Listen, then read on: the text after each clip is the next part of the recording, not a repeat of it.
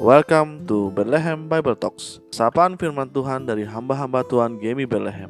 Kiranya firman Tuhan hari ini dapat memberkati kita semua. Shalom Bapak Ibu yang terkasih dalam Tuhan Yesus Kristus. Hari ini kita akan kembali merenungkan satu bagian firman Tuhan yang terambil dari 1 Timotius pasal ketiga ayat 8 sampai 13. Saya akan bacakan untuk kita semua ayat yang ke-13 saja. 1 Timotius pasal 3 ayat yang ke-13.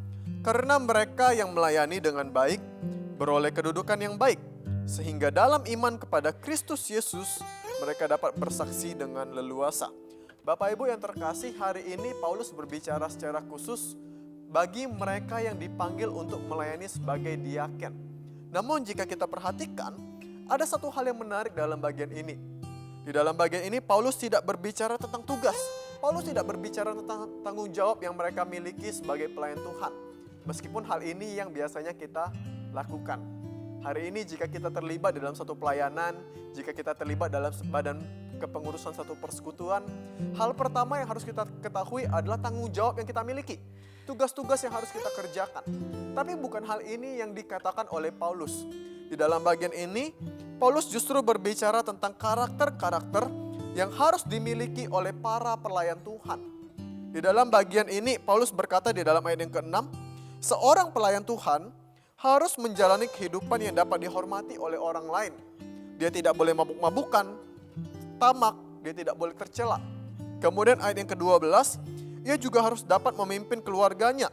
Dia tidak boleh berkata yang jahat, harus dapat dipercaya dan dapat menguasai diri.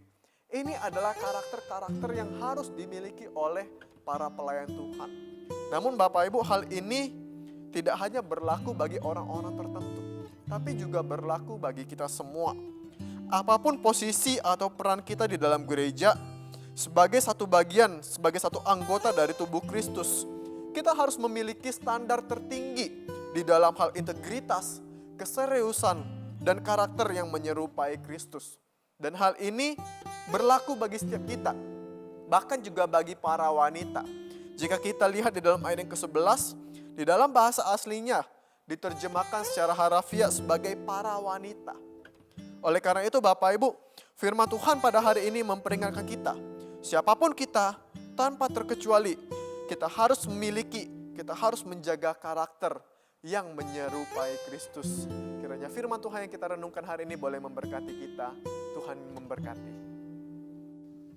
Demikianlah Bible Talks hari ini.